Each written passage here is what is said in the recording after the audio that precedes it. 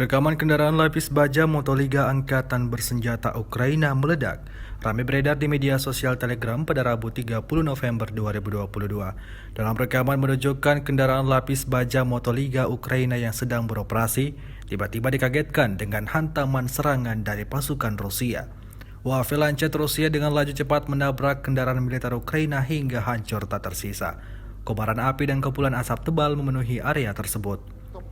Rusia melaporkan secara total 333 pesawat Ukraina, 177 helikopter, 2.581 kendaraan udara tak berawak, 391 sistem rudal anti pesawat dieliminir sejak awal operasi khusus.